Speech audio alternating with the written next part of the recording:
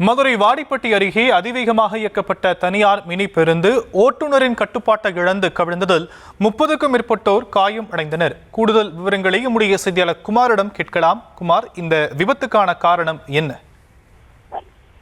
வணக்கம் சாம். மதுரை மாவட்டம் வாடிப்பட்டி அருகே கருப்பட்டி கிராமத்திலிருந்து வாடிப்பட்டியை நோக்கி தனியார் மினி பஸ் சுமார் 50க்கும் மேற்பட்ட பயணிகளை ஏற்றுக்கொண்டு அதிவேகமாக வந்ததாக கூறப்படுகிறது.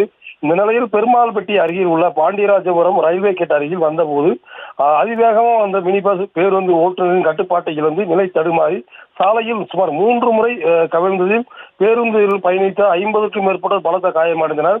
உடனடியாக அங்கிருந்தவர்களை மீட்டு வாடிப்பட்டி அரசு மருத்துவமனைக்கு முதல் சிகிச்சை அளிக்கப்பட்டது. இதில் 30க்கும் மேற்பட்டோர் காயமடைந்தனர். அவர்களை 108 ஆம்புலன்ஸ் மூலம் மற்றும் தனியார் ஆம்னி வேன்கள் மூலம் மதுரை ராஜாஜி மருத்துவமனைக்கு அனுப்பி வைக்கப்பட்டுள்ளனர். இதில் 4 பேர் பலத்த காயமடைந்தனர். உயிருக்கு ஆபத்தான நிலையில் தற்போது ராஜாஜி மருத்துவமனைக்கு சிகிச்சை அளிக்கப்பட்டு வருகிறது. தனியார் மினி பேருந்தில் போக்குவரத்து விதியின்படி 25 நபர்கள் தான் பயணிக்க வேண்டும். ஆனால் அந்த மினி பேருந்தில் 50க்கும் மேற்பட்ட பயணிகள் ஏற்றுவதாக இருந்த நிலையில் மினி பேருந்து ஓட்டுநர் அதிவேகமாக பேருந்து இயக்கியதால்தான் விபத்து ஏற்பட்டதாக கூறப்படுகிறது.